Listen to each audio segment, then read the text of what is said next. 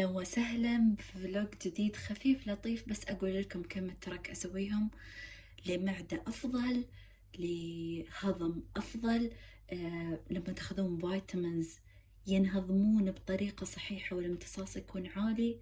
وواحدة من أهم الأشياء أن حمض المعدة يكون زين، قوي مو ضعيف، ما يكون عندكم حمض معدة ضعيف.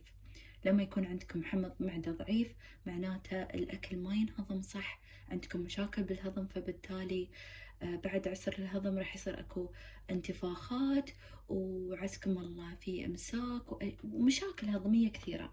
تمام، راح أعطيكم بعض التركس الجميلة جدا حتى يصير الهضم بيرفكتو، واللي تجرب هالطريقة أنا متأكدة كلش راح تستفيد.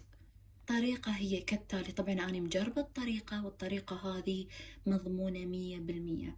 تجيبون لتر ونص ماي ولا لترين، المهم الكمية اللي راح تشربوها من الماي خلال اليوم، تحطون بيها نص ملعقة كبيرة خل التفاح العضوي. بنات ركزوا انه يكون عضوي غير مصفى، يكون لونه غامق، لازم يكون عضوي. تمام، شوفوا هنا شنو مكتوب، غير مصفى خام، هيك يكون لونه تحسونه يعني مو صافي. تمام، هذا الشي تحطون نص خاشوقة بكمية كبيرة من الماي وتشربوها على مدار اليوم ويا عصرة ليمون. الهضم راح يصير عندكم ممتاز ممتاز ممتاز. الشغلة الثانية اللي أسويها مو بس للهضم ولا لجرثومة المعدة ولا لي يعني تحل مشاكل هواي، لا، وإنما لمشاكل الأسنان واللثة والريحة الكريهة للفم و بنات زبدة جوز الهند العضوية أو زيت الجوز الهند، زيت جوز الهند أو الزبدة، طبعا الاثنين مختلفين عن بعض. هذا أو الزبدة، طبعا الزبدة أفضل لجرثومة المعدة، أما الزيت فهو للهضم، لمشاكل الأسنان واللثة، تقدرين تمضمضين فيه، تقدرين تبلعين على الريق صباحا ومساء خاشوقة. طبعا هذا العضوي ما يضر، بالعكس يرفع لكم الدهون النافعة. تمام، فالأشياء العضوية، بعض الأشياء العضوية فعلا فعلا تفيدكم وتعطيكم نتائج روعة. شغلة هم كلش حلوة ومهم أنها تكون يمي، اللي هي بذور الشيا. طبعا هي من أفضل مصادر الأوميجا 3، تحطونها بسلطة، تحطونها باللبن، تحطونها بالماء تشربونه، على راحتكم، المهم نضيفونه على النظام الغذائي مالكم. تمام، أكبر وأكثر المصادر الغنية بالألياف وبالأوميجا والبروتين، يعني رائعة رائعة. خذوا الأورجانيك، طبعا أنا أنصح، يعني هابت لي بكم شغلة أورجانيك صراحة قاعدة ألقى نتيجة ومريحات ورائعين يعني كلش كلش رائعين على البشرة، الجسم، الشعر، الصحة، يعني فعلا أكو أشياء تفرق وياكم. طبعا أول مرة أضيف البذور الشيا على الماي الصراحة، شكل غريب، بس ضايفتها قبل على لبن، ضايفتها على أشياء هيك عادية، بس إنه بالماي أول مرة، فيسجربوها. ريحة الشمعة صارت قوية، خلاص راح أشيل الميك اب بمزيل الميك اب، هذا ما فيه أي مواد كيميائية وحاصل على جوائز، رائع، من أفضل مزيلات الميك اب اللي جربتهم. هو صراحة بايوديرما أحس بشرتي تعودت عليه، فما قام يعني ما قمت أحسه مثل قبل.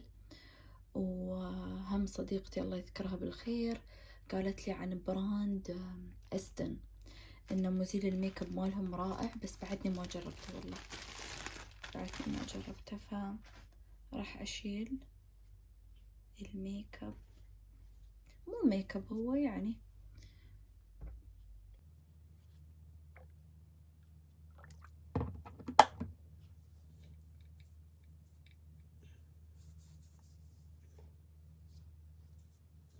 والله شي بسيط، والله شي خفيف. تشوفون هاي بالعين اليمين والعين اليسار.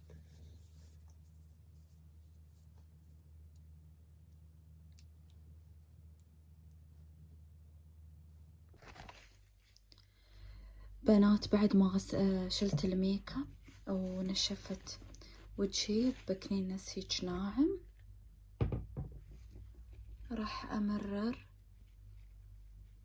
مو دايركت، لا مو رأسا أمرر، لا، أحط قطعة قماش هسه عندي خفيفة هيجي وأمررها على البشرة، عمود دايركت الثلج على البشرة كلش بارد عليها، فممكن يأذي الأوعية الدموية، ممكن يسبب احمرار بزيادة. فبس هيجي عمود نسد المسام ونشد البشرة بطريقة حلوة. طبعا من أهم الحبوب اللي أخذها اللي هي حبوب الحديد، هسه وقتها تمام. وحبوب كبد البقر، طبعا كبد البقر بنات اللي هي الليفر كبسولز، حكيت عنها بالسناب شات هواي، تفيد مخزون الحديد. هاي الحبوب بنات تفيد مخزون الحديد. عندكم حبوب الحديد أخذهم سوا، وطبعا ويا حبة فيتامين سي. هسه أقوم أجيب السي، لأنه مثل ما قلت لكم قبل إنه السي يزيد من امتصاص الحديد، السي يزيد من امتصاص الحديد. ركزوا بنات، اخذوا الفيتامينات وتثقفوا واقروا هواي شلون تاخذونها بالشكل الصحيح عشان تلقون نتيجتها. حلو حلو.